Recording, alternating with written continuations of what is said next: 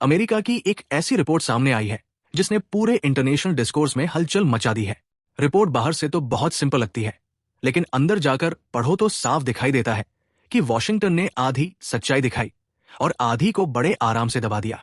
इस annual report में America ने चाइना की पोल तो खोल दी, लेकिन अपनी भूमिका पर एक शब्द तक नहीं बोला। असली कहानी यही से शुरू होती है।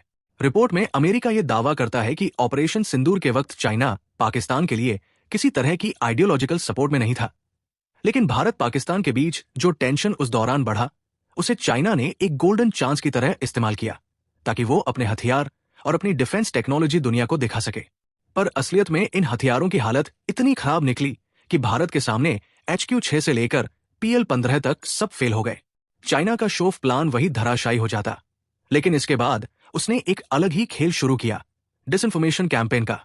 इस कैंपेन में चाइना ने दुनिया को यकीन दिलाने की कोशिश की कि उसके हथियारों ने भारत को पछाड़ दिया। इस प्रूफ के लिए चाइना ने पाकिस्तान को झूठी वीडियोस, मॉक फुटेज और यहां तक कि वीडियो गेम की क्लिप्स तक थमा दी। यानी पाकिस्तान जो दुनिया को कमाल की फुटेज दिखा रहा था, वो उसकी खुद की बनाई हुई भी नहीं थी। अब जहां पर मैंने शुरुआत में कहा था कि अमेरिका की रिपोर्ट दोगली है, उसका असली मतलब यही साफ होता है।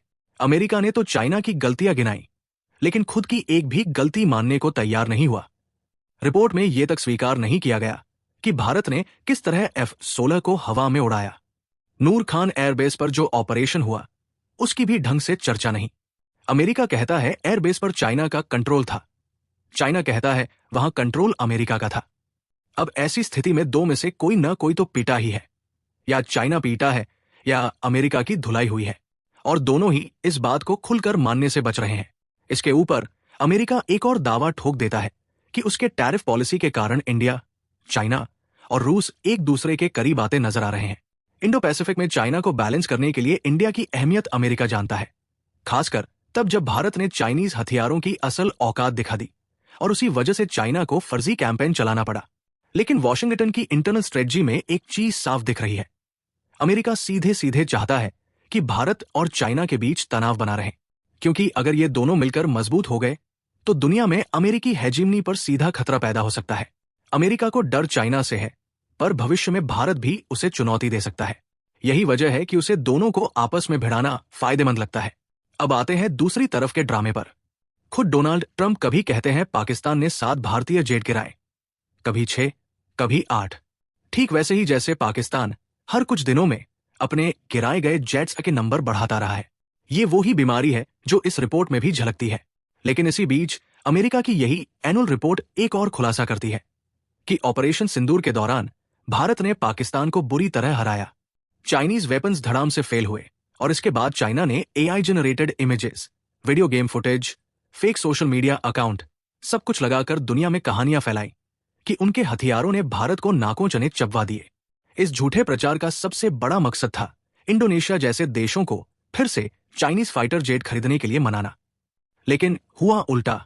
ऑपरेशन सिंदूर के तुरंत बाद इंडोनेशिया ने J-10C और J-35 को रिजेक्ट करके राफेल लेना शुरू कर दिया। चाइना के लिए ये एक बड़ा झटका था।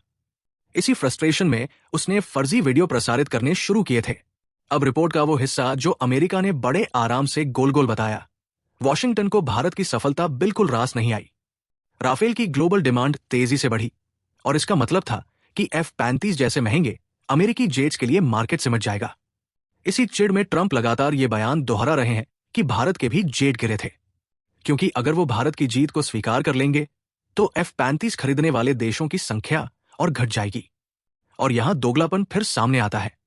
न F-16 के गिरने की बात, न नूर खान एयरबेस के उड़ाए जाने का जिक्र, जबकि यही तो वो पॉइंट्स थे जिसने दुनिया को भारत की क्षमता दिखाई। इसके अलावा रिपोर्ट में यह भी लिखा है कि मोदी और जिनपिंग के बीच जो सुलह दिख रही है वो सिर्फ कागज पर है। असलियत में बॉर्डर पर दोनों देशों का मिलिट्री बिल्डअप जारी है। नए एयरबेस, हैवी रीइंफोर्समेंट, लैग पर लगातार तैनाती, ये सब अलग कहानी बता रहे हैं। हाँ, डिसएंगेजमेंट की प्रक्रिया हुई है, लेकिन तनाव शांत नहीं हुआ। रिपोर्ट यह भी बताती है कि अमेरिका के 50% टैरिफ के बाद भारत चाइना के लिए कूटनीतिक दरवाजे खोल रहा है और रूस के साथ मिलकर एक तरह का संयुक्त फ्रंट खड़ा कर रहा है, खासकर SCO के भीतर, जहां इस बार के डिक्लेरेशन में अमेरिका और इजराइल की बमबारी पर आलोचना की गई और पहलगाम हमले को भी अंतर्राष्ट्रीय स्तर पर कोसा गया। ये सब दिखाता है कि भारत और चाइना एक साझा मंच पर आ खड़े हो रहे हैं और ये अमेरिका के लिए बड़ी चिंता का कारण है। वॉशिंगटन को मालूम है कि उसकी ग्लोबल प्रभुता के सामने असली प्रतिस्पर्धी कौन है। आज चाइना, कल भारत भी हो सकता है। दोनों को कमजोर रखना ही उसके लिए सुरक्षित रणनीति है। इसलिए अमेरिका वही पुरानी डिवाइड एंड रूल वाली स्ट्रेटजी दोहराता दिख रहा है। भारत और चाइना को आपस में उलझाए रखो ताकि अमेरिका लंबे समय तक ग्लोबल पावर बना रहे।